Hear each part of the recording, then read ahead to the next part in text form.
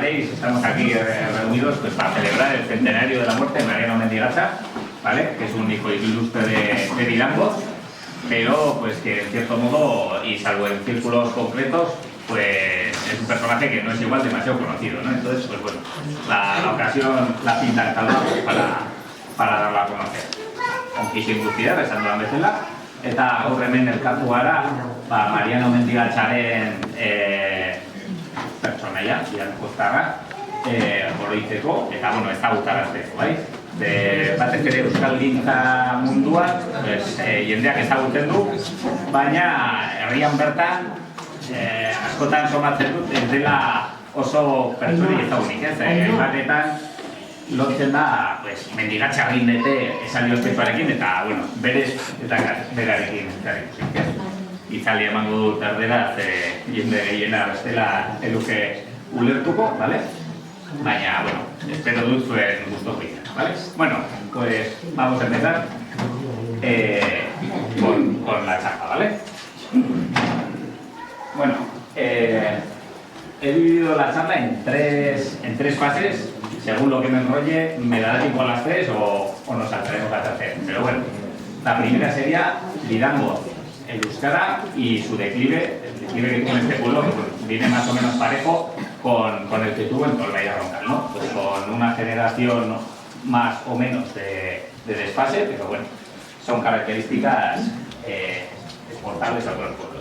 Luego, una biografía de Mariano Mendigacha, ¿vale? Porque de Mendigacha, el que conoce algo, pues conoce la relación que tuvo con Bonaparte o la que tuvo con Ascue, pero no sabemos mucho de cómo era, ¿no? De su personalidad, de los cargos que desempeñó en el pueblo, de qué familia tuvo, ¿no? Bueno, pues todo eso lo podemos conocer hoy, así a grosso modo. Y lo tercero, que será lo de si llegamos, será qué nos queda de Mendigacha o qué recuerdo, qué ha quedado de él 100 años después, ¿vale? Bueno, pues vamos a empezar con Vidango y Euskera. Vale, esto como ya hace, bueno, bastantes décadas que se perdió el euskera, hay quien te llegará a decir que aquí ni se ha hablado, ¿de qué se va a hablar? Bueno, pues doy dos ejemplos concretos el uno de hace 4 siglos y medio y el otro de hace 3 siglos, donde queda claro pues que la mayoría, o todos, en algún momento o solo hablaban euskera o hablaban euskera y otra cosa, ¿vale?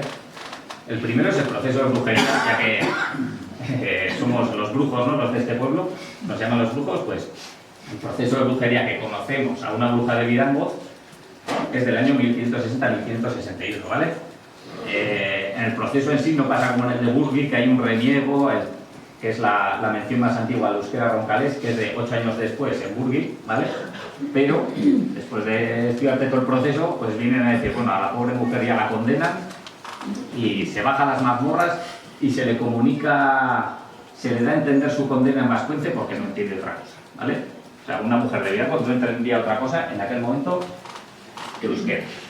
Bien, nos vamos a hace 3 siglos justo y se había muerto el vicario y había que reemplazarlo. Entonces le tocaba, se hacía una votación para escoger el vicario, ¿no? Y había 2 hijos del pueblo, Miguel Ugalde, que era de Casariego, y Pedro Espar, que no sabemos de cuál era, que se la disputaban, ¿no? Hubo una votación y salió ganador Miguel Ugalde. Pero Pedro Espar, pues alegó. Miguel Ugalde ha hecho sus estudios fuera, ¿no? En el seminario, no sé si era en Alcalá. Entonces, venía a decir como que ya tenía perdido el euskera y que para servir en este pueblo, o sea, las mujeres y los niños no entendían otra cosa. Y bueno, se dejaba ver como que los hombres, por lo menos los que bajaban a la ribera y tal, se podían defender, pero las mujeres y los niños no, y para confesarles era imprescindible, ¿no? Y eso alega. Y entonces él viene a decir, a ver, pero si yo he nacido en este pueblo y hasta que salía a estudiar no hablaba otra cosa, ¿cómo lo voy a saber? Que me examinen, pero que no me examinen unos de Pamplona, porque nuestro euskera es radicalmente distinto. Y efectivamente, bueno, le examinaron entre unos alacencos y unos roncaleses, pasó el examen y fue el vicario. Bueno, luego fue también el otro. Entonces, bueno, un ascenso y dijo, bueno, y así llegamos a la situación del euskera en Villargoz en 1832, que es cuando nació Mariano Mendigacha, ¿no? Bueno, primero hay que saber, en 1832, pues, ¿cómo estaba este pueblo? Este pueblo y toda Navarra en general, pues, pero este pueblo en concreto. Tenemos que tener en cuenta que en las 3-4 décadas anteriores había habido 4 guerras. 4 guerras que además a este pueblo le tocaron bastante, ¿no? La primera, la guerra de la Convención, que fue en 1793-1795 y que fue, bueno, como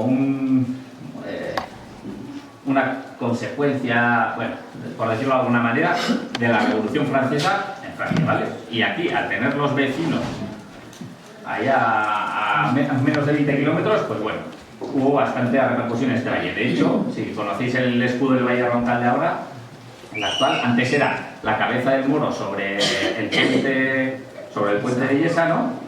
Y ahora son 4 cuarteles y son la cabeza del moro sobre el puente de Illesa, unas peñas, un lebrel y una torre. Bueno, pues el lebrel y la torre se consiguieron gracias a los méritos que hicieron los roncaleses en aquella guerra, ¿vale? Bueno, poco después acabó aquella guerra y a los 13 años fue la guerra de independencia, ¿vale? Que como ya sabéis también, en este valle quemaron Burgui, quemaron Isaba, se quemó parte de Urceinki, parte de Roncal, en Virango sabemos que una casa, pero bueno, al final todo el valle llevó lo suyo.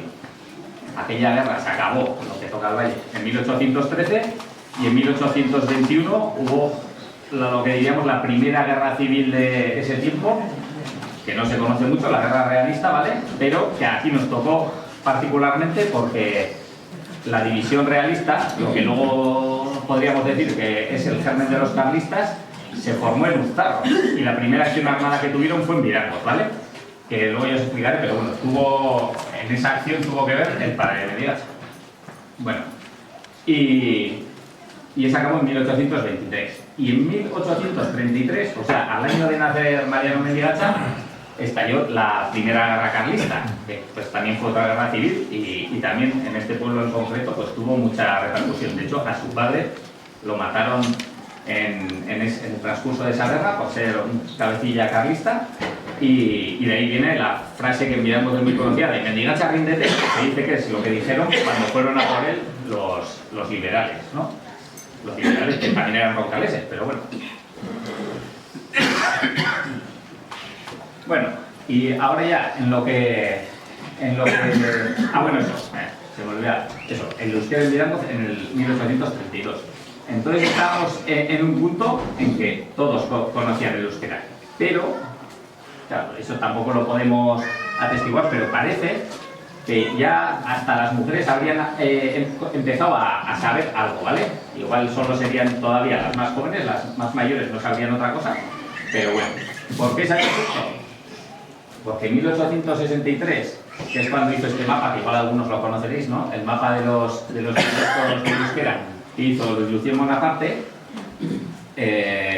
Virango consta que tiene un 90% de euskaldunes, ¿vale? Se calcula que en aquel tiempo pues, tenía unos 390 habitantes, pues 300 euskaldunes, ¿vale? O sea, todos. Sería una forma de decir, o sea, tampoco podría ir uno por uno, ¿no? Pero bueno, prácticamente todos.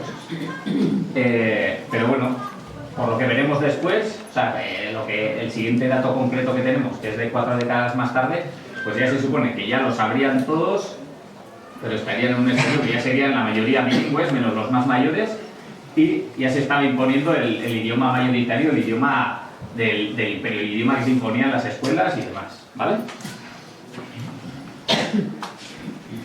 Lo que os decía, pues Virango en aquel año presentaba un 90% de euskaldunes, ¿vale? Unos 350, 360 de los 390, 400 que teníamos en esas matrículas. Esto es la parte de ese mapa que hemos visto antes que corresponde al Valle de Roncal, ¿vale? ¿Por qué tiene distintos colores y zonas separadas? Bueno, en primer lugar, la intensidad del color indica el vigor que tenía el euskera en esos pueblos, ¿vale? Pues ya veis, en este momento todavía en 6 de los pueblos mantenía bastante vigor y en Burgui ya se daba como por perdido o en vías, ¿vale? ¿Por qué está separado en 3 zonas? Porque el dialecto roncalés a su vez lo subdividían en 3 subdialectos, ¿vale? Uno que englobaba Virango, Garde y Burri, que era el dialecto de Vidangoz, otro que englobaba Urzainqui y Roncal, que era el dialecto de Urzainqui, y el de Uztarroz, que englobaba Uztarroz y Eizaga, ¿vale? Vale, y el siguiente dato concreto que tenemos sobre el euskera en Vidangoz es casi 40 años después, ¿vale? En este documento, un documento que hizo el Obispado de Pamplona, pues para ver cómo estaba su diócesis y las necesidades, ¿no? Pues que había que tener en cuenta a la hora de cubrir vicarías y demás. Y ya en aquel documento, que es de 1904, o sea, 40 años después que el anterior, ya solo constan como pueblos euskaldunes en el valle, Vidangoz, Izaba y Uztarroz. O sea, ya nos hemos quitado a Urzainqui, a Roncal y a Garde, ha sido un club. Y Vidangoz, como veremos, pues ya estaba, no sé qué dato daba aquí, pero vamos, ya era un porcentaje muy pequeño. Con lo cual, vienes a decir, a ver, si en 40 años hemos pasado de tener un 90% de euskaldunes a menos de un 10%, esto no ha sido que, bueno, nos ponemos de acuerdo y lo dejamos de hablar, ¿no? Pues algo tuvo que haber. Entonces, bueno, eso. Luego ya, en este otro documento, ¿vale? Que se hizo justo antes de la Guerra Civil, bueno, eso, otra estadística, pues para ver cómo está el euskera a nivel de Navarra, ya Vidangoz aparece en el último de los grupos de la clasificación que había, ¿no? O sea, todavía como que había algún euskaldun, pero en el grupo 7, que era el último, ¿vale? Que quiere decir, solo los ancianos lo saben, pero no lo usan, ¿vale? Pues lo usarían en casa y solo entre ellos o para contarse, ¿vale? Y bueno, y en Vidangoz, por investigaciones que hicimos hace no mucho, y en base de testimonios orales, pues ya llegamos a la conclusión de que los últimos que tenían cierto conocimiento, ya lo decimos dominio completo, pues fallecieron en las décadas de mediados del siglo XX, ¿vale? 1950, 60, incluso alguno parece que hasta en los 70, ¿vale? Entonces eso, ¿cómo podemos pasar de un 90% a una presencia testimonial en tan solo 40 años? Pues no es una pérdida casual, ¿no? Es algo pues, que se esforzó. Es algo que se esforzó, no fue un proceso natural, ¿vale? Y sobre todo, aquí está la influencia de la educación y la Iglesia. ¿En qué sentido? Bueno, de la educación, porque hasta cierto momento, hasta cierto punto, la educación, como no era obligatoria o solo en un momento dado solo accedían a ella las clases pudientes, pues bueno, la gente, ¿no? Digamos un Vidangoz tardío, pues aprendía euskera en casa, aprendía a cuidar las ovejas o a hacer madera y punto, y ya está. Y no le hacía falta saber más que un poco castellano, pues para si iba a vender madera a la ribera, pues para que no le timaran o para, ¿no? Y saber hacer unas cuentas para sumar y ya está, punto. No le hacía falta ni ir a la escuela. Pero conforme fue avanzando el progreso, digamos, se empezó a instaurar la obligatoriedad de la educación. Y claro, y en lo que nos toca, la educación tenía que ser en castellano. Los maestros que venían no iban a ser del pueblo. Y, bueno, y de la Iglesia, luego veremos, era, bueno, porque la educación igual se la podía saltar, pero la Iglesia no, eso era sagrado. Entonces, hasta cierto momento, el párroco tradicionalmente solía ser alguien del pueblo, ¿vale? Entonces, si era alguien del pueblo y sabía euskera, pues les valía tanto para confesar a los adultos y a la gente mayor como para enseñarles el catecismo a los menores, ¿vale? Pero como veremos, todo esto a lo largo del siglo XIX sobre todo, pues se truncó. Bueno, ahora vamos a ver una serie de mitos sobre el declive de euskera ronjalés, ¿no? Muchas veces dicen, no, en este valle, ¿por qué se dejó de hablar el euskera? Vamos a ver mitos, ya digo. No, es que los pastores iban a la ribera y allá iban a hablar. Joder, hombre, pero los pastores iban a la ribera desde la prehistoria y habían seguido hablando, ¿no? Entonces, es un argumento un poco vago. No nos lo paramos a pensar, pero es un argumento bastante pasajero. Otro es, les trataban de palitos cuando iban pues, a zonas ya que se hablaba castellano y pasaban vergüenza por hablar mal el castellano. Bueno, algo de eso podría haber, pero no es un motivo para que en 40 años se deje de hablar adecuado. Y que ya no era un idioma útil. Esto oímos ahora cientos y cientos de veces, que en euskera no se puede hacer ciencia, ¿no? Y como decía Echenique, que encima de Isaba, dice, ¿sabes euskera y sabes de ciencia? Y ya puedes hacer ciencia en euskera, ¿no? Bueno, esto es curioso porque de hecho encontré hace no mucho un documento sobre el euskera del año 1700, una historia del euskera, Y ya en aquel momento debía haber gente que decía que el euskera no servía para el progreso, hace 300 años. Y seguimos en las mismas, no aprendemos. Bueno, entonces, las causas que parecen más probables, mira, esta es una foto del fin de semana pasado del Oripean, ¿vale? Es la generalización y la obligatoriedad de la escolarización, ¿vale? El obligar a ir a la escuela y que la instrucción fuera en castellano, aparte de los castigos que llevaba y tal, pues fue una vía de entrar el castellano muy fuerte, ¿vale?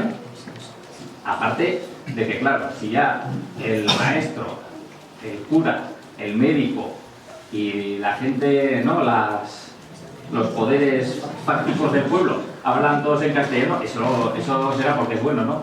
Esto nos trae ahora hay que aprender todos inglés y a ver cuántos vamos a utilizar el inglés en nuestra vida. Un 5%. Bueno, pues tomamos nota. Y eso, los párrocos antes eran naturales del pueblo y ahora dejan de serlo, ¿vale? En Vilarboz, además, coincide todo esto con la última guerra carlista, ¿vale? La última guerra carlista, bueno, pierden los carlistas, que también eran un poco, ¿no?, los que eran más pro de la tradición y eso, y conlleva una serie de cambios, ¿vale? Ya se aplican de forma más expresa políticas liberales, ¿vale? Y eso pues conlleva una centralización, ¿vale? Pocos años después también se intentarían quitar los fueros y tal, pero bueno, en lo que nos ocupa ahora, que es en lo de la educación y tal, es muy claro. En Vilarboz tenemos oído, bueno, yo le tengo oído a la que fue mi bisabuela, pues eso, que ella y había ido a la escuela en 1900 y un maestro que tuvieron les ponía el anillo negro si hablaban en euskera, ¿no? Y estamos hablando de 1900, o sea, no estamos hablando del franquismo ni... Esto ya venía de antes, ¿vale? Y bueno, en Vilarboz además teníamos un cura todavía medio joven, euskaldun, y que se le supone que sería pro aquello, que era Prudencio Ugalde, pero tuvimos la mala suerte que se murió con 56 años en el año 79. Y después de él ya no fueron párrocos de Vilarboz, por lo cual, pues eso, ya empezaron a venir hasta el cura, que era de fuera. La gente no podía ni para confesar y a los niños no se les enseñaba ni el catecismo en euskera. Con lo cual, en una investigación que hicimos hace poco, que hizo Gorka Lecaroz y la ayudé yo, pues llegamos a la conclusión de que la transmisión se detenía del cuajo en esa década, justo en la de 1870, probablemente coincidiendo con la última guerra carlista, pero hasta tal punto de que hay familias, antes ya sabéis que las familias eran mucho más numerosas, pues igual eran 8 hermanos y los hermanos más mayores tenían un grado de dominio del euskera bastante bueno, pero ya los nacidos después de la guerra ya no tanto, ¿vale? O sea, hasta ese punto, en la misma familia, ¿vale? Bueno, y luego otras, claro, no va a ser solo justo eso, o sea, se dan un cúmulo de circunstancias, ¿vale? Muchos señalan también la llegada de la carretera. Por la carretera pues viene todo, viene el progreso, viene lo bueno, viene lo malo, y viene gente de fuera pues, para hacerla y tal, pero eso. En el caso de Vilarboz, pues bueno, la carretera no llegó hasta 1920, o sea, esa no es la excusa, pero bueno, sí que tendría una cierta influencia lo que pasó en el resto del valle. Sí que también es cierto que aquí, igual, el hecho de que, como hemos visto, ¿no? Los 3 últimos pueblos que se perdió fue Vilarboz, Uztarroz e Izaba. Y en Uztarroz y Izaba hasta se ha conocido, hemos conocido, ¿no?, los últimos euskaldunes. De Vilarboz no les ponemos cada voz, pero bueno. Y en cierto modo también tendría relación con eso, el que aquí no llegó la carretera hasta 1920. Estuvimos aislados. El inicio de la globalización, digo aquí. Claro, nos parece que, como hemos inventado la palabra ahora, ¿no?, globalización, pues es un fenómeno reciente, pero es una cosa que viene de mucho antes, ¿vale? ¿Cómo se nota en estos pueblos? O ejemplos que tenemos en estos pueblos. Bueno, el declive de euskera es uno. Pero, por ejemplo, el uso de la indumentaria tradicional, pues también es un elemento de aquella misma época. La desaparición de otras antiguas tradiciones, ¿vale? Todo lo tradicional parece que se empieza a dejar como de lado, ¿vale? Pues el baile del chuchun, aquí, por ejemplo, señaló que, bueno, encontró que en Vilarboz se plantaba el mayo, sé que en Izaba también se plantaría en todos los pueblos seguramente, pero bueno, quiero decir que como estas, habría otras muchas tradiciones pues eso, en un proceso que se ha vivido de la misma manera en otras zonas de Europa y del mundo, pues en esa época, sobre todo la segunda mitad del siglo XIX y tal, van quedando relegadas, ¿vale? Bueno, y esto ha sido un poco lo que tenía que ver, pues eso, con el declive del euskera en Mirangos, ¿vale? Y un poco relacionado con la figura de Mendigacha. Ahora nos vamos a centrar un poco en sus aspectos vitales, ¿vale? Y ahí entrará pues también la relación que tuvo pues con distintos lingüistas, ¿vale? Si tenéis alguna pregunta, me cortáis y preguntáis.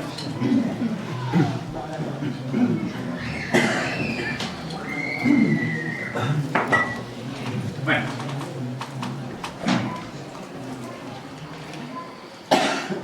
Mariano Saturnino Mendigacha Ornat, ¿vale? Nació el 10 de febrero de 1832. Esto, si miréis en según qué sitios, os dirá que es el 12. Pero bueno, es un error, ¿vale? El 12 lo bautizaron. Nació el 10 y el 12, aparte del 29 de noviembre, es San Saturnino. Por eso le pusieron Saturnino, ¿vale?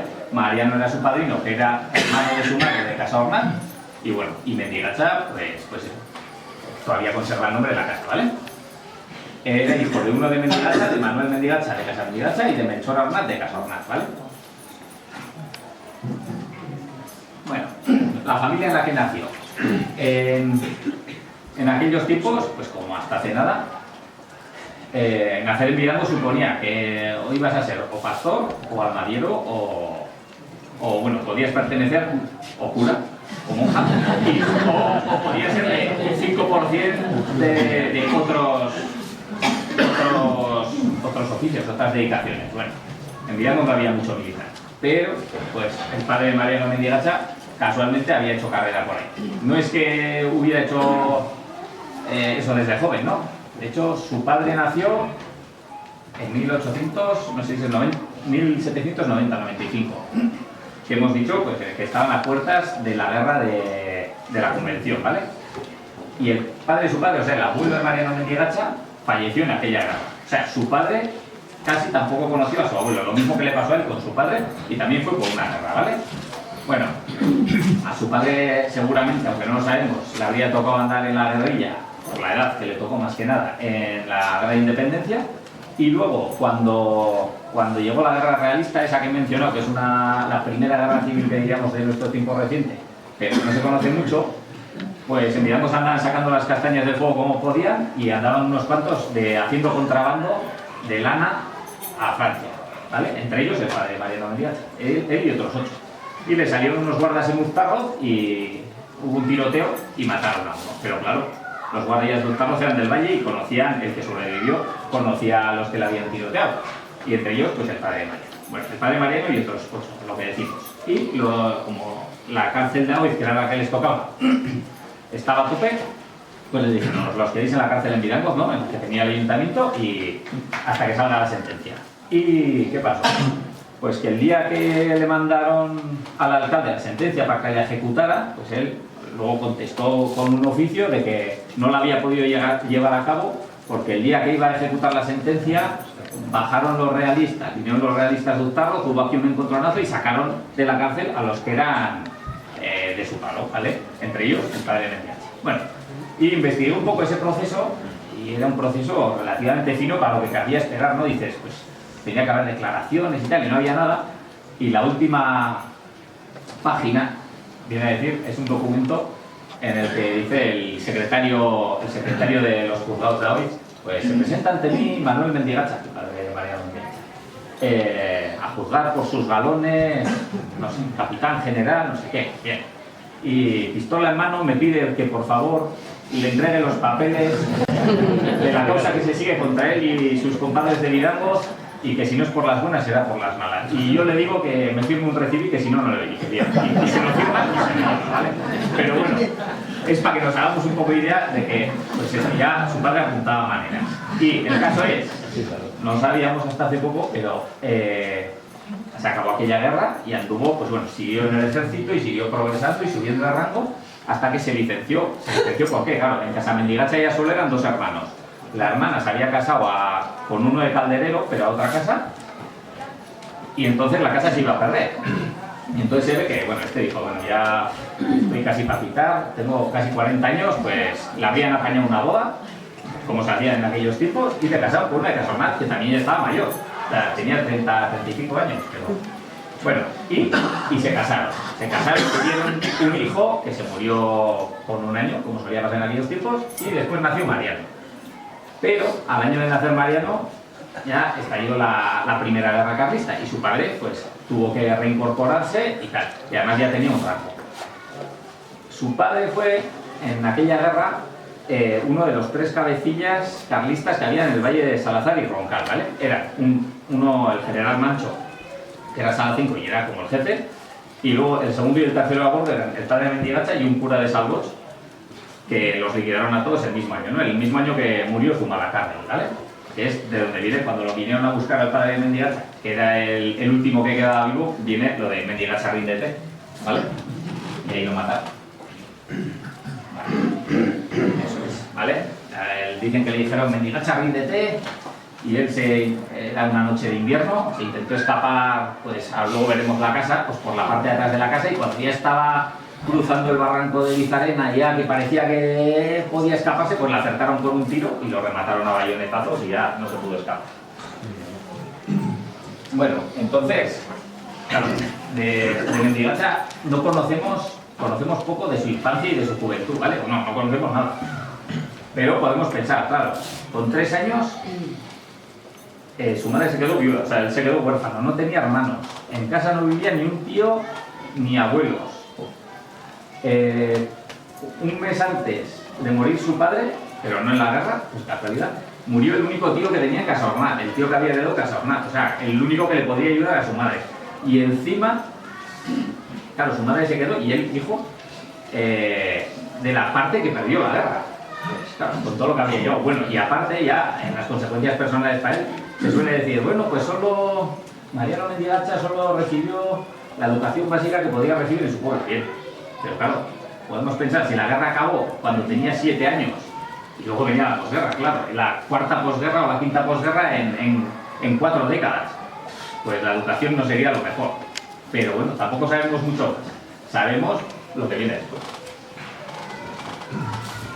Vale, que como era el único que quedaba en casa, era hijo de una viuda, no había más hermanos, la casa se iba a perder, pues lo casaron a todo meter. Lo casaron con 20 añicos, que no era lo normal, ¿eh? Ahora pensamos que los casaron a todos con 18, sí, real. Los casaban, la edad media de casamiento para un hombre solía ser, por lo que llevo yo a ver, 27 años, y de una mujer unos 23. Bueno, y a Mariano lo casaron con 20 recién cumplidos, ¿vale? Con una adoptada, pero que su padre era de Casariego. O sea, esto también había habido apaño seguro, ¿vale? Bueno, y entonces, pues eso, casarse y a tener hijos. Aquello no se podía perder. Con tan mala suerte de que el primer hijo que tuvieron, hemos dicho, en el 1852 se casaron, pues en el 53 o en el 54. Y en el 55, pues los que sois de Villancos ya sabéis que hubo una epidemia de cólera que arrasó este pueblo. Y bueno, una epidemia de cólera a la que siguió luego una mini epidemia que afectó solo a los niños, ¿no? Algún síndrome intestinal y tal. Y ahí pues murió el primogénito, ¿no? de los Mendigacha. Y bueno, luego pues aún tuvieron otros 4, de los que 3 sobrevivieron y eso, no sé si tengo... pues eso, luego veremos. Tuvo 3, o sea, 3 que llegaron a adultos, de los que 2 se quedaron en Villancos y bueno, ya iremos viendo un poco más. Entonces, tuvo una incorporación temprana a la vida pública. ¿En qué sentido? Pues claro, se casó a los 20, pues ya era el jefe de la casa con 20 años. Y pues bueno, pues como era familia, bueno, más o menos, no digamos de las más potentes, pero bueno, era familia un poco bien, pues eso, pues ya entró con 20 y pocos años, pues fue el tesorero del ayuntamiento. Luego al poco también fue alcalde, concejal varias veces, bueno, varias historias, pero que no era lo normal, ¿vale? Ya solían entrar a la vida pública pues con 30 y tantos años, 40, pero él, como era el único hombre de la casa, pues le tocaba, ¿vale? Como ya he dicho, anduvo de alcalde, de concejal varias veces, después de paz, ¿vale? Y entonces, claro, un pueblo de aquel entonces no se podía permitir que esos bienes quedaran en manos privadas, porque al final era algo de lo que dependía todo el pueblo, ¿no?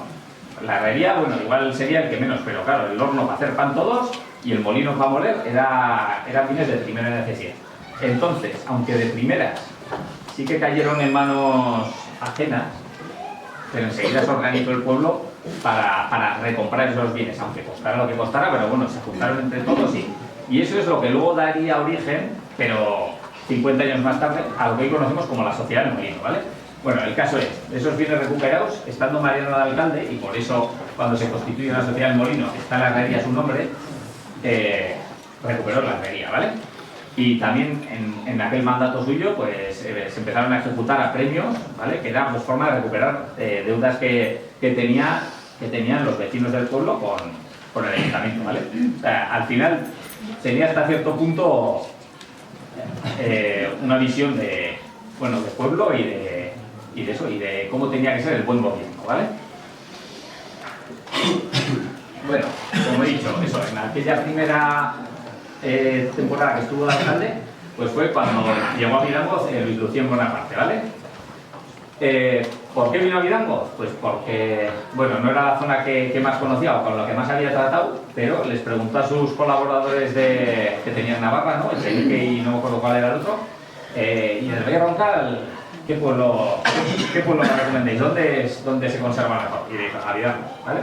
Y por eso, de ahí viene que hoy conozcamos a Mariano Mendigacha y a Prudencio Walde, porque fueron los dos que colaboraron con él. Prudencio Walde, lógicamente, porque al ser cura y a tener ciertos estudios, pues sabía escribir, tendría ciertos conocimientos de gramática y conocía también los textos que les encargaban, bueno, y tenía tiempo, ¿no? Que no tenía familia que atender. Pero bueno, Bonaparte lo que usó para comparar los distintos dialectos eran textos religiosos, ¿vale? Y entonces a Prudencio Walde le encargó diversas traducciones, ¿vale? Pues tradujo el Evangelio según San Mateo, el Catecismo del Padre Astete y algún otro documento, ¿vale? Y esos, pues si les decía, los de todos los dialectos que le tradujeran el mismo documento, pues era algo fácil comparar qué diferencias había, ¿vale? Y Mariano Mendigacha, ¿dónde entra aquí? Bueno, por alguna razón, que todavía no sabemos, porque claro, cuando vino Bonaparte era todavía bastante joven. Se dice la primera visita que hizo Bonaparte aquí, que era en el año 57, Mendigacha tenía 25 años.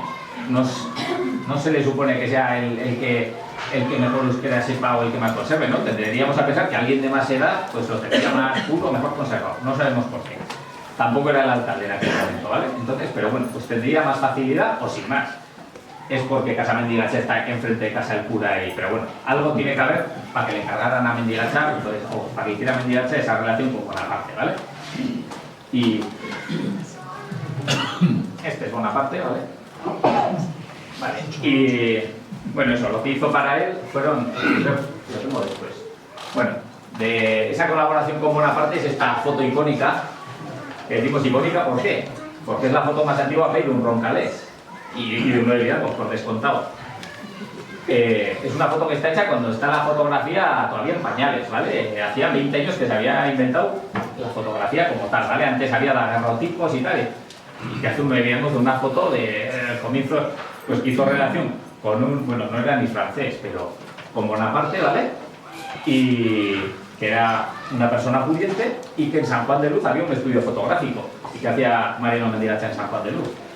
Pues que Bonaparte, un verano de esos, convocó a diversos euskaldunes de diversas zonas pues para completar los estudios que llevaba. ¿Por qué los convocó allí? Pues porque la situación en España estaba convulsa, ¿vale? La reina ya se había retirado al exilio, 3 años después estallaría la última guerra carlista y bueno, y él como era, pues eso, era príncipe, ¿no? Era de pariente de Napoleón, pues bueno, dijo, yo por si acaso no me voy a meter ahí a ver si me vas a picar, ¿vale? Entonces, pues bueno, eso. Foto curiosa, pues porque también entra roncales. Vale, con Bonaparte lo que trabajó fue la flexión completa del verbo roncales. ¿Qué es eso? Pues la conjugación completa, ¿vale? El euskera, los que conocéis, pues eso, se conjugan los verbos utilizando un auxiliar, ¿vale? Pues ese auxiliar ponerlo en todas las formas habidas y por haber, ¿vale? Y lo hicieron a la vez, o en el mismo documento, en Guano, en Salacenco y en Roncalet, ¿vale? Es este documento, ¿vale? Aquí lo pone, bueno, en algún otro documento que hizo, los de Gualde, por ejemplo, ya suele poner aquí, pues, traducido por tal y cual, ¿vale? Pero bueno, en los dialectos que se hablan en Aníbal, Caudete y Grande, ¿vale? Y, aparte de esto, que no está publicado como tal, bueno, hay diversas publicaciones en publicaciones científicas, pero bueno, pues diverso material de vocabulario, ¿vale? En este caso, como veis, ya no es comparando a Ezcuano, Salacenco y Roncalet, sino las tres variedades de Roncalet, ¿no? Vale, he puesto un ejemplo que aquí alguna conocéis, aunque igual no sea lo mismo que estáis pensando, ¿vale? Pero bueno, pues eso, como se decía luna, como se decía golondrina, ¿vale? Bueno, y eso, algún árbol, y noviembre, ¿vale? Que ya veis que mismo en el propio valle, ya veis, de Didango a Uztarroz, pues no tenía nada que ver, ¿vale? Se entendería, pero aquella parte. Vale. Después de Bonaparte tuvo relación, bueno, igual en lo que respecta al euskera, no tanto, pero con Arturo Campion, ¿vale? Que escribió una balada, una composición poética, ¿vale? Que se llamaba Orreaga, en torno a la batalla de Roncesvalles, y al que le pidió que la tradujera a Roncalet fue a Mariano Mendigacha. Él la hizo pues como pudo y como entendió, pero pues claro, había algunas cosas pues que gramaticalmente, ¿no? Pues como Bonaparte se había figurado que tenía que ser gramaticalmente correcto, pues tenía deslices. Y ahí hizo algunas correcciones Bonaparte, y es curioso porque ya ahí dice, bueno, pues cuando va a realizar las correcciones a lo que ha hecho Mendigacha, expresa ya el respeto y el afecto que le tenía. O sea que ya vinieron a tener ya una relación, bueno, personal, ¿vale? Bueno, y ya entre esa década de los 70, ¿vale? Que hemos dicho de la guerra, de cuando se empezó a perder el euskera ya de cuajo, hasta el año 90, pues aparte de esto que hemos dicho de la balada de Orreaga, no tenemos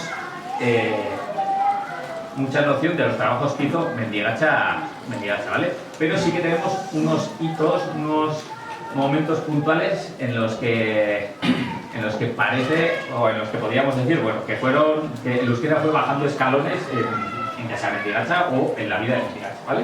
Y en vida, bueno, en general. Estamos tomando Casa Mendigacha como ejemplo. Uno sería la muerte de su madre. Claro.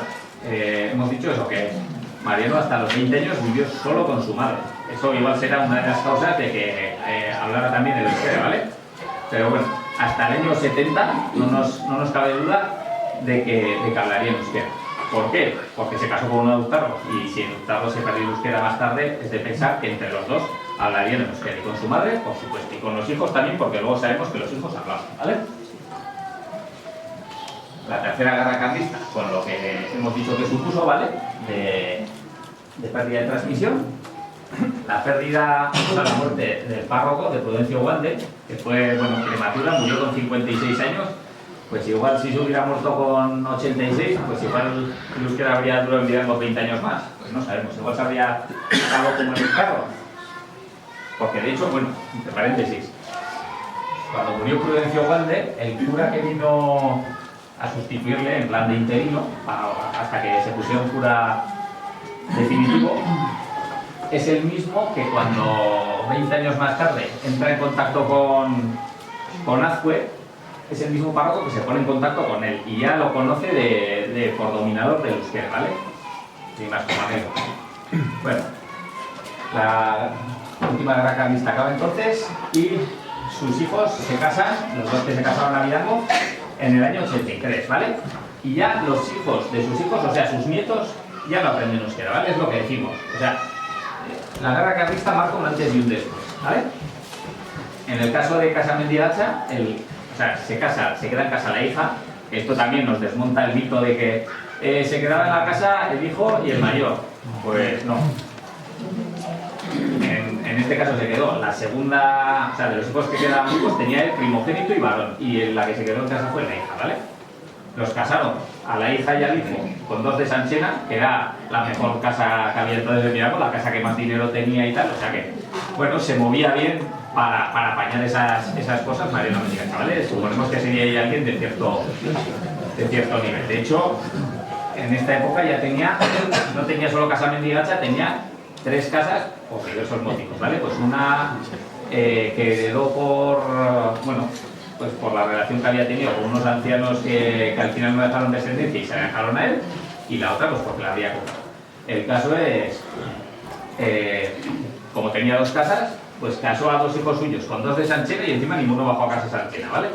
Se quedaron los unos en casa Mendigacha y los otros en casa Bernabel, que diríamos ahora, la que hoy llamamos casa Reche, ¿vale?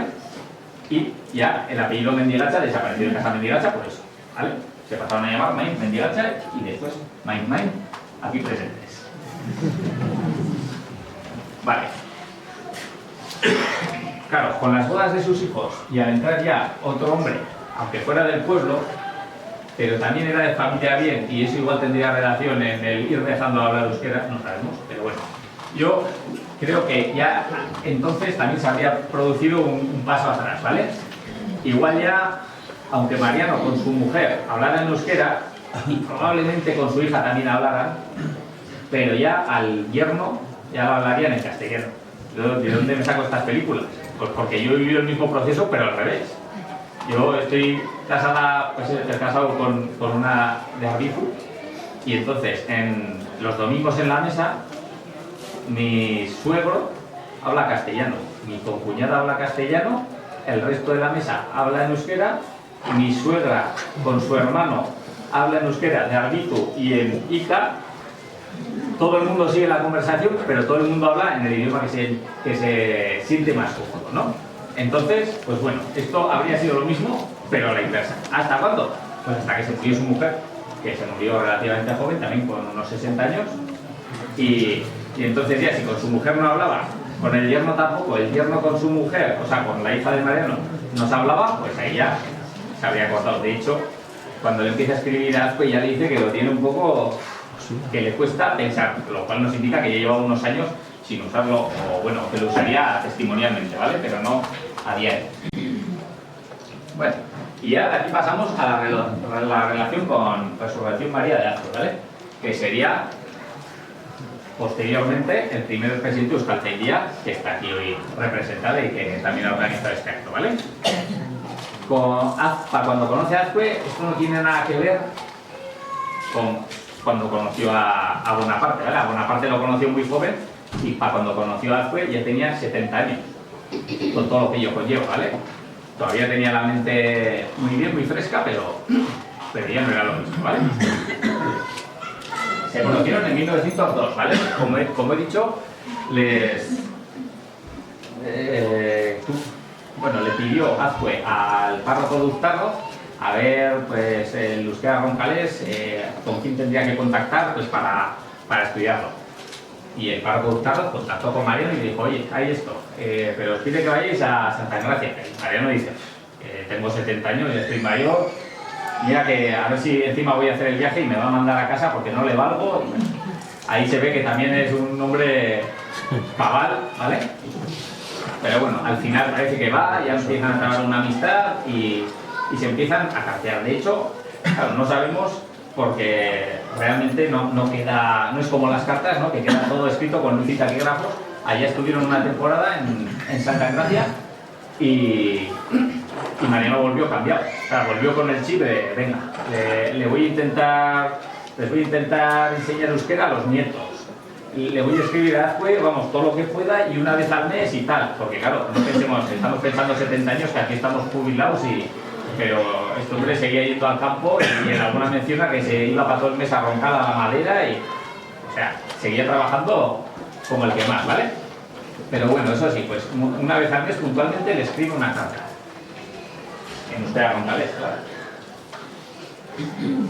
Y aparte de las cartas tuvieron varios encuentros, ¿vale? El que citó el primero en 1902 en Santa Engracia, pero luego sabemos que en Lilli, o Likatedei, que diríamos ahora, pues también se encontraron alguna otra vez y por lo menos 2 visitas y todas a Vidalgo, ¿vale? Y de las cartas se deduce pues que ya más allá de lo que era el estudio del euskera, pues trabajaron una relación personal y se tenían un mutuo afecto, pues del que quedan diversas constancias en las cartas, ¿vale? Vale, lo que decíamos, actitud proactiva de Mendigacha. Yo diría eso, que de aquel primer encuentro con Azcue volvió cambiado y se puso, bueno, con todo lo que pudo y lo que la paciencia le permitía, pues eso, a ir dentro del euskera.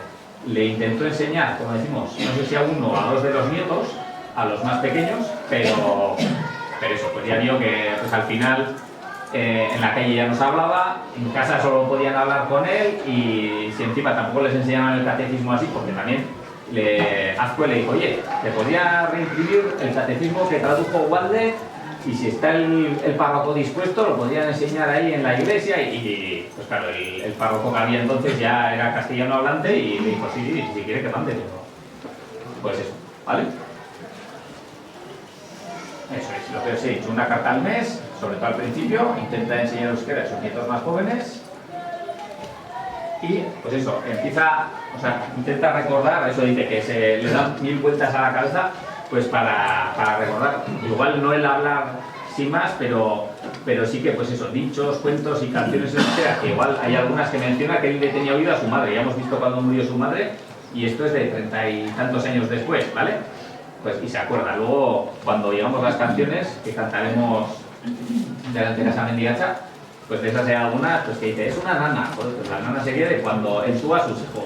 O esta es una canción que dice mi madre que le cantaba a mi padre a una prima suya. Si su padre se había muerto cuando él tenía 3 años, pues nos podemos hacer la idea de lo viejo que era y lo que tenía que echar la cabeza para atrás, ¿vale?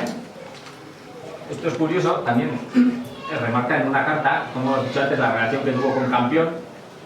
No tenemos tanta documentación como con Bonaparte y con Azcue, pero en unas elecciones a diputado de la Corte, pues por la jurisdicción David, que es la que nos toca, se presentaba Arturo Campión.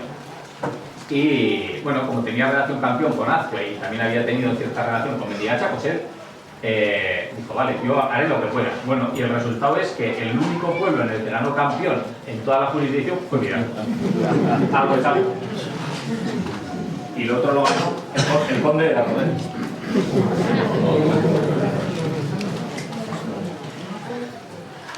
Vale, y eso, para las visitas de Azcue, hay en alguna carta, en varias cartas que se menciona pues cuando va a venir y le dice Mendigacha, pues eso, que oye, pues cuando vaya a venir avíseme con tiempo para que, pues eso, yo por lo menos ya contacte con los abuelos que quedan aquí y tal, y eso, y para que prepare la casa. Y si viene a estar una temporada, yo me comprometo a con mi hija hablar, entre mi hija y yo hablaremos en euskera, y de lo que no saque de nosotros, difícil será que lo saquemos con otra gente, ¿vale? Con lo cual, esto viene a lo que hemos dicho antes de que él a sus hijos les había enseñado, y habían hablado, claro. Y esto elaboró un diccionario. Se ve que no consta en una carta que se lo haya pedido así, pero en alguno de los encuentros que tuvieron le debió decir a Azcue pues que hiciera, a ver si hacía un pequeño diccionario de los vocablos que se usaban en Miranda en euskera. Debió empezar y le debió decir que eso le quedaba grande y que lo dejaba. Pero tenemos una carta de, no sé si es del año 1909, en el que dice que ya va por la S y que ese invierno lo acaba sí o sí. ¿Y qué pasa? Que, claro, Azcue hizo un diccionario que los euskaltzales lo conocéis, el diccionario vasco-francés-español, o sea, donde constan los vocablos en euskera, indica en qué dialectos, y en el caso del roncalés, pues indica en qué localidad, ¿no? Dice roncalés de Hidalgo, roncalés de Uztarro, los ha recogido y su significado o su equivalente en castellano y en francés. ¿Qué pasa? Que ese diccionario lo sacó en el 7, en el año 1907, y esto Mariano Mendigacha tenía intención de acabarlo en el 9 o en el 10. Con lo cual, bueno, sí, algunas palabras habrá, pero no sabemos si lo llegó a acabar, porque luego ya las cartas se distancian mucho. Las cartas que conocemos de esa época ya son muchas menos, y suponemos que lo habría acabado. Si iba por la S y estaba cabezón, y aún vivió años y bien, pues eso, pero no sabemos exactamente, no ha aparecido en los documentos que yo he visto de Azcue, ¿vale? ¿Qué contaban las cartas? Esto le pedía a Azcue que le contara locales y ¿qué le voy a contar? Pues, no sé, cosas de vida, pues lo que hagáis todos los días, las costumbres, las tradiciones, ¿vale? Pues le voy a contar, pues hoy son carnavales, pues aquí normalmente hacemos esto y lo otro, pero es que ha caído una nevada que no podemos ni salir de casa, esto es más triste. Bueno, pues eso, o cuenta, pues eso, cosas que dices, un 31 de mayo, pues sí tenemos fiesta grande en Miranda, 31 de mayo, no hemos conocido, ¿no? Te pones a mirar y bueno, pues resulta que aquel año, no sé si era Pentecostés o caía justo con esa fecha, es de estas fechas que varían, y ese año caía 31. Pero por otro lado, también encuentras que hasta hace no sé cuántos años, pues el último día de mayo era fiesta grande, ¿vale? Bueno, pues eso si no fuera por Mariano Mendigacha, no sabríamos. O aquello que dicen, hoy casualmente en el Valle de Salazar celebran el Urruski de Eguna, ¿no? Que dicen el Día del Valle. Bueno, en Vidago el Urruski de Eguna era una fiesta que se celebraba el 2 de febrero y que consistía en, por lo que nos cuenta Mendigacha, se metían todos los nombres de las casas como en un papelico en un sombrero. Y luego dos niños sacaban el uno una y el otro otra y le daban la una al alcalde y la otra al cura, se hacían el pórtico. Y entonces las dos casas que salían emparejadas tenían que comer ese día juntos, ¿vale? Aunque estuvieran peleados a muerte. Y si no se juntaban, multa, ¿vale? Y el día, no sé si el día de Santa Águeda o así, que era 3 días después, pues se juntaban a comer en la casa de los otros, ¿vale? Un día en una casa y otro en otra. Pues es una tradición que se ha perdido. Ya cuando le tocaba a Mendigacha, eso ya decía, cuando escribe la carta, pues que entonces ya no se multaba, pero que la gente todavía se juntaba a gusto, ¿sabes? Y yo, bueno, de lo que hablo con la gente mayor, aún alguno tiene noción de haber ido, pues eso será la fiesta que decían de las caridades, ¿veis? Ya no era Urruski de Eguna, era las caridades, pero bueno, era eso, ¿vale? Un tema para arreglar pequeños roces entre vecinos. Vocabulario sobre diversos temas, ¿vale? Pues según qué cartas, pues le dice, bueno, pues tipos de ganado, pues a ver, el ganado caballar, pues a ver cómo se le dice, pues al caballo adulto, a la yegua, al potro, o en otras especies, ¿no? El ovino, pues a una oveja recién nacida, a una de hasta 6 meses, a una de 1 año, de 2, de 3, al macho, pues así, ¿no? De todo. Y bueno, hay bastante vocabulario, ¿vale? Cuentos, canciones y dichos. Estos, bueno, hay algunos que están en las cartas, por ejemplo los cuentos, y alguna canción, pero eso, más canciones y dichos, pues le debió recoger en alguna de las estancias que tuvieron, ¿vale? Esto es particularmente curioso, lo de las canciones, porque le pedías, pues, oye, pues cuando puedas, pues te vas con el organista, le cantas la canción y que él te saque la partitura. Y gracias a ello, pues ahora tenemos 10 canciones antiguas que se cantaban en Vidago, que las podemos reproducir porque tenemos la partitura y la letra y comunión, ¿vale? Es lo que cantaremos después, ¿vale? Y bueno, y luego, con respecto a las canciones, es curioso porque decía que en este valle en general aborrecían las canciones, que las canciones eran como les tenían poco que ver, y ellos eran más de jota. ¿Vale? Y luego dichos hay recogidos, pues 250 y eso, pues hay algunos que parece que son más traducción del castellano, pero hay otros que son los que Mendigacha daba por más, este lo conocerá, pues no, y pues eso, 250.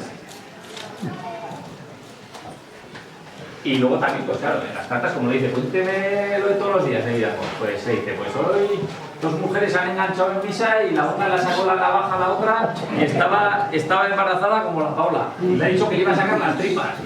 Y le dice, pues oye, ¿puede hacer usted algo para que salga en la Gaceta del Norte? Para que pase vergüenza a la casa con la navaja, que es que era una abuela que era la más rica del pueblo. Pero, pues bueno, fue también era un hombre comedido y no es una razón. Pero cosas de esas. Y luego también en las cartas, pues sale a reducir mucho de la relación ya personal que tuvieron entre él y Azcue, ¿vale? Sobre todo, conforme van avanzando las cartas, claro, Mariano Mendigacha se va sintiendo más solo, claro, tenemos que tener en cuenta que si se murió con 86 años de aquella época, y ya la primera carta, o de las primeras cartas, le dice que más mayores que él, quedan pocos en el pueblo y están medio lelos, pues eso, pero bueno. Así vemos, mira, que es curioso porque he visto ahí en unos papeles que hay en la plaza, Mirancoce, es como lo ponía, claro, entonces no había gramática, no era euskera todavía, y la grafía se hacía pues como cada uno podía, y es Mirancoce con K y con Z, pero con V. He visto en la plaza que alguno, no sé si con conocimiento o sin él, pero lo ha puesto así, igual, digo, no sabía.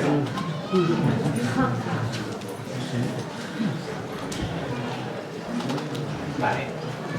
Ahí.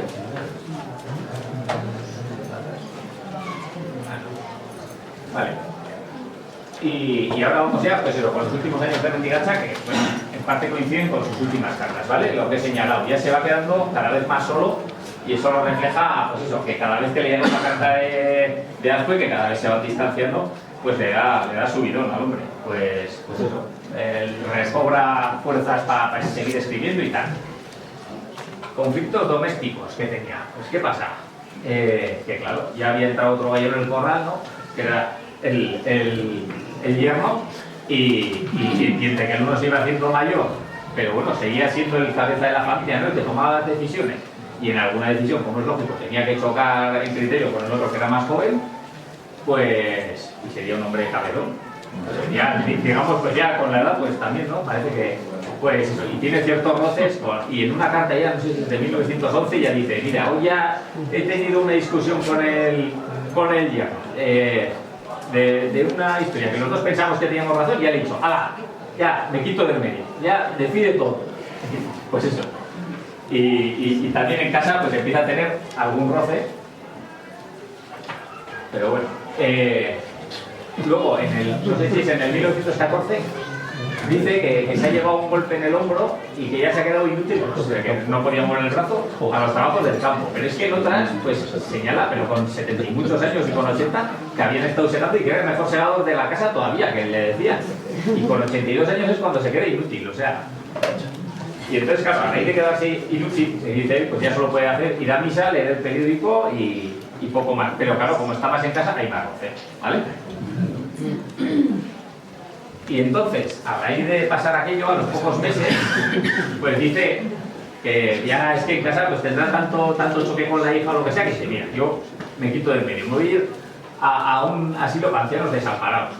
Dice, pues eso, que no le dan ni para irse a echar unos pocos potes al bar y que, pues que lo tienen, vamos, poco menos que hecho una miseria. Y que se quiere ir a un asilo para ancianos desamparados. Claro, para irse a un asilo de ancianos desamparados tenía que pasar por el cura, que le tenía que hacer un certificado indicando su pobreza, y claro, y todavía estaba en el catastro todo a su nombre, y le decía, oye, pues esto tendrá que ir usted antes, cambiar el catastro todo a nombre de la hija o del yerno, y eso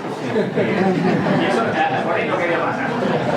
Y el caso es, pues claro, esto no pensemos que eran cosas solo de casa mendigas, ¿eh? Yo a poco que escarbó, en unas cuantas casas más pasaba, y de hecho algunos ya se fueron al asilo, pero bueno. El caso es pues, que la familia está preocupada y dicen, bueno, pues, ¿qué podemos hacer? Y le mandan una carta a Azcue pues, para que medie, ¿no? Y Azcue pues, ya le convence que sí, que la familia, pues, él entiende que hace lo que puede y que mejor que en casa no va a estar en ningún lugar y tal. Y bueno, Mariano, si lo ha dicho Azcue, palabra de Dios, y ya está. Pero él no se queda con la suya. Típico, ¿qué cura? Yo le he dicho al cura que nos llama a las dos partes, como ha hecho con tantas casas, por eso digo que eso pasaba mucho, pero en mi caso no quiere que nos contemos la hija y yo, ¿no? O sea, yo que, bueno, pues eso, ya a mí ya se queda con esa espina clavada, porque dice, joder, ya estoy viendo que lo que me queda de vida va a ser un martirio, pero bueno, como Azcue lo ha dicho así, pues obedeceré. Y eso, y al final, pues, ya la última carta es del 16 y muere en el 18. No sabemos, pues, exactamente qué habría sido su vida, tampoco sabemos exactamente, o sea, en causa de su muerte pone de viejo, de senectud, de viejo, ¿vale? O sea, que no es, en otros casos ya pone, pues, de memoria cerebral, no, se murió de viejo. Pues eso. Y bueno, ya para terminar con este apartado, algunas casualidades con respecto al año de la muerte de Mendigacha. Hoy que tenemos aquí a representantes de Euskaltzaindia, bueno, y además ha salido en prensa que hoy se celebra el centenario del Congreso de Estudios Vascos, que fue lo que dio origen a la Constitución de Euskaltzaindia. Bueno, pues justo fue el año que se murió Mariano Mendigacha. Y también, eso, el año, hace 100 años se fundó Euskuitas, ¿no? La Sociedad de Estudios Vascos. Y 50 años después, en el 68, fue cuando se puso en marcha y ya se estandarizó, ¿vale? El euskera. Casualidades, pues con respecto a la fecha de la muerte de Mariano Mendigacha. ¿Vale? Esto es del Congreso de Estudios Vascos. Y bueno, y ahora ya no sé si me alargo demasiado. Pero bueno, estaremos todos aquí.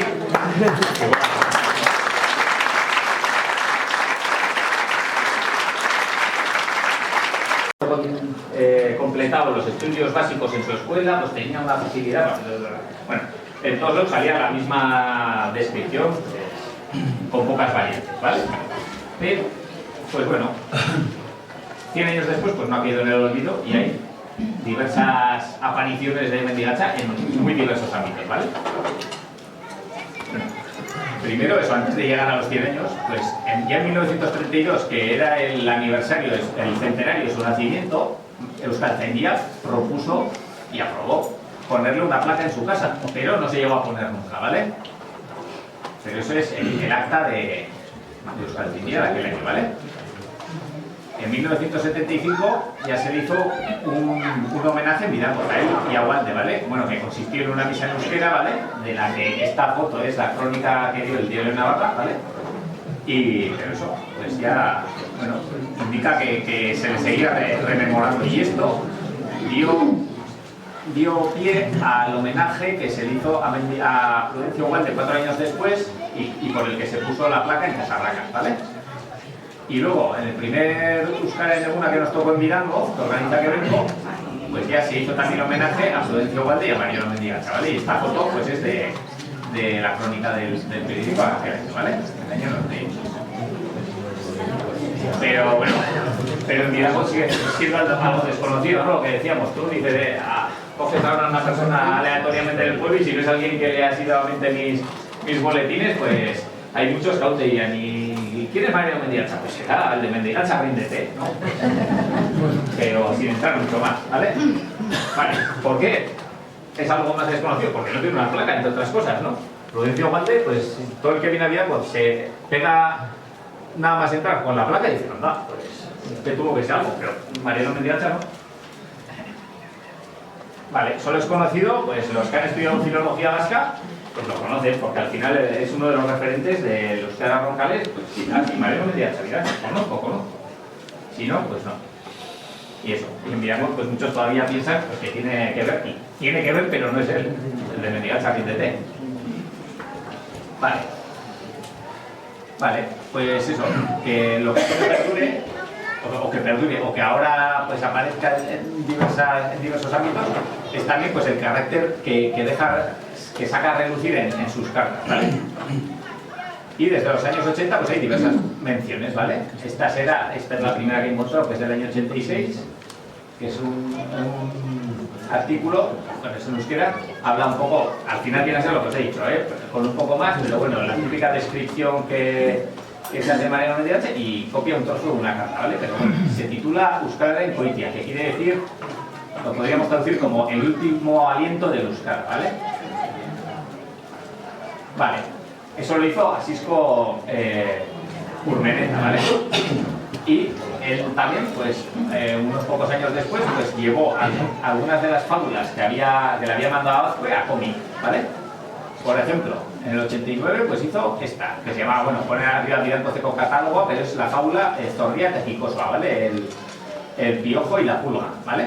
Y bueno, y la hizo dibujo, ¿vale? Es más que esto, pero bueno, es para que veáis un poco el legado. Y 2 años después, pues este otro que eran los mardanos y el lobo, ¿vale? Pues eso, otro cuento, y eso ya veis, está en los roncales y se menciona por ahí a Mendigacha. Bueno, luego también, eso, en alguna de sus cartas, pues cuando habla de las formas de vida y tal, y hay en una pues que habla del dineral que sacaba el valle vendiendo madera. Y le dice, pues, oye, ¿usted pensaba que en este valle, vamos, poco menos que se nos cae el dinero de los bolsillos?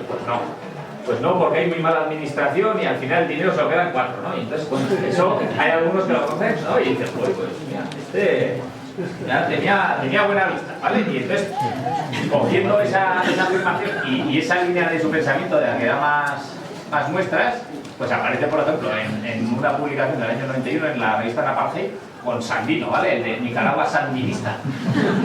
Pues Sandino, ¿vale? Y lo que dice, pues es eso, dice, pero hay una mala administración y solo para 3 o 4 ricos quedan los bienes, ¿vale? Y esto es, pues pocos años después, los más jóvenes no, pero los de ya alguna edad, os acordaréis de una canción de los guajolotes en euskera, que decía Cheta Zapata, Aurreran Apartheid, Cheta Zapata. Bueno, pues esto es la revista Apartheid de el 10º número de aquella revista, y la canción al principio decía México, México, Cuba, Neta, Euskadi, Zarra. Bueno, y el representante local ponía Mariano Mendigacha, ¿vale? Bueno, más referencias a Cisco. Pues eso, algún otro recorte, ¿vale?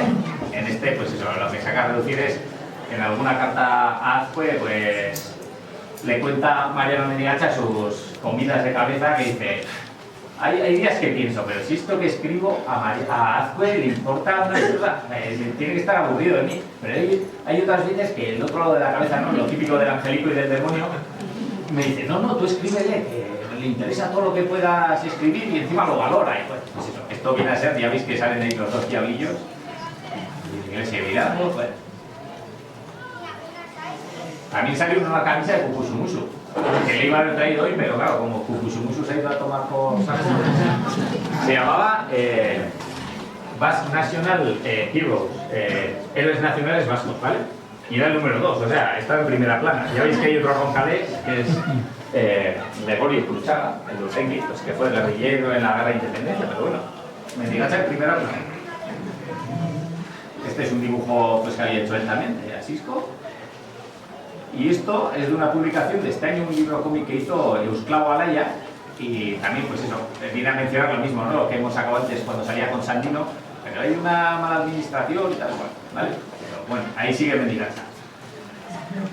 Vale, y ya, aparte de los dibujos de Asisco, pues también consta en una publicación que salió en el año 99 y que venía a hacer, pues como se llama Gure Mendea, que quiere decir nuestro siglo, y hace un poco de repaso de diversas efemérides que han tenido que ver con el euskera a lo largo del siglo XX, ¿vale? Y, bueno, Mendigacha ocupa parte del año 1915, ¿vale? La Bravia Tapeza, que quiere decir el labrador y el cura, ¿vale? Y habla sobre la relación pues, entre Mariano Mendigacha y Azcue, ¿vale? La misma foto de siempre. Vale, pero es que también ha dado el salto a la ficción, ¿vale? En este cuento, bueno, esto es una recopilación de cuentos de Sarrionandia del año 2008, y hay un cuento que se llama, bueno, Muga eta Izegua, que quiere decir la frontera y el viento del sur, y bueno, es un cuento, pues una familia, le cuento una familia de Larrau, pues como, ¿no? Pues allá están esperando en el invierno, ¿no? Pues allá cuando entra el viento del sur y empieza a calentar las casas y tal y cual, y bueno, y le cuenta una abuela a su nieta, o un abuelo a su nieta, no me acuerdo cómo es.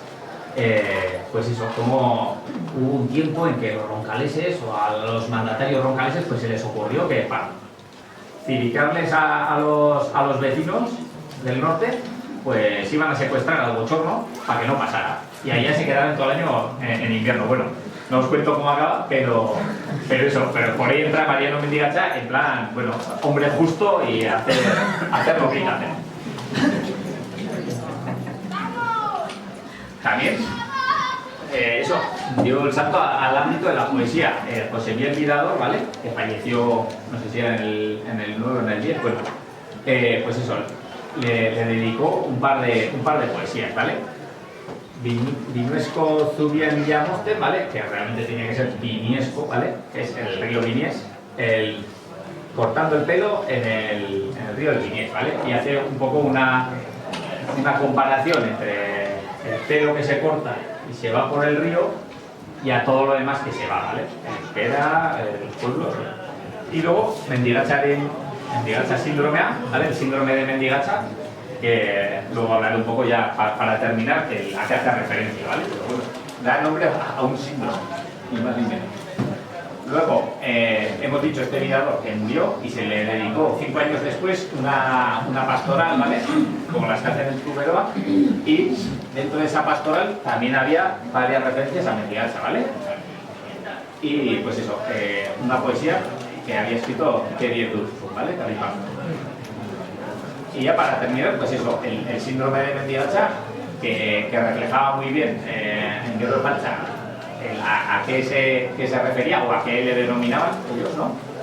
Y pues eso, ella dice, viene a ser pues la sensación que seguramente Mendigacha no la habría vivido así, pero bueno, nos vale el personaje para personificar una sensación, ¿vale? Esa sensación de que seguramente él no habría vivido, pero bueno, o sí, ¿no? Cuando veía que se iba haciendo mayor y eres el último que puede transmitir lo que tienes de euskera, y si no lo haces tú, no lo va a hacer nadie, y sabes que eso se va contigo. Bueno, es esa angustia, pues a eso lo denominaron el síndrome de Mendigacha, ¿vale?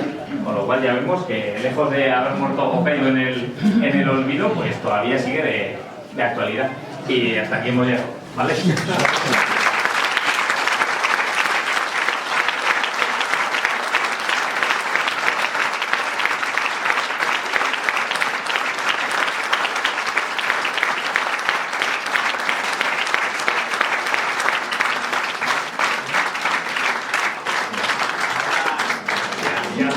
¿Preguntar algo? No sé si pueden quedar dudas, pero bueno, si queréis preguntar alguna cosa. Quisiera primero darte las gracias, está estupendo. Nosotros somos del grupo Achara Cierto. Y en los años 70 estuvimos en contacto con Mariano Mendigacha a través de Ascuez. Sí. Y tenemos un LP que desgraciadamente no ha pasado no los han digitalizado, hicimos 3 discos y cantamos, yo personalmente canto Magu Lili Artian, y creo que es una joya que... Sí. Luego la cantaremos, ya me la pasó Víctor Manuel. Sí. La agradezco, sí. Entonces eso pues agradecer a eso y el momento tan emocionante. Sí. Luego, bueno, eso, ya los que estéis de la coral aquí también, de alguna canción antes haré algún comentario, pues era por no explicar ahora sin oír la canción el qué significado tiene, ¿no? Por no cantar las 10 canciones así de corrido y tal, de alguna canción, pues os haré alguna reseña de qué sentido tiene o en qué contexto y qué quiere decir, claro, porque igual no tenemos, ¿vale? ¿Alguna punta más? De nada, son las descendientes de Mendigacha, ¿eh?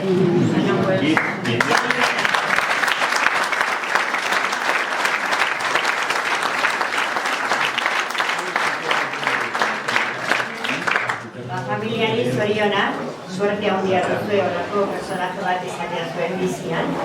Eta, bueno, pues, euskara ez dakin jendeari ere animo eta ikaste segitzeko interesgarria delako ikusi este personaje atozkagun eta ezagun, ez ezagun. Asignatura pendiente. Felicitarles pues, por tener un personaje así en la familia y pues eso, ya la gente que no conoce el euskera que se anime a aprenderlo y a vivirlo, porque son muchas las cosas que nos estamos perdiendo entre unos y otros. Y es una pena. Y asignatura pendiente. Bueno, y ahora pues eso, ya cuando acabemos pues nos dirigiremos a casa de Mendigacha, ¿vale? A seguir con el homenaje.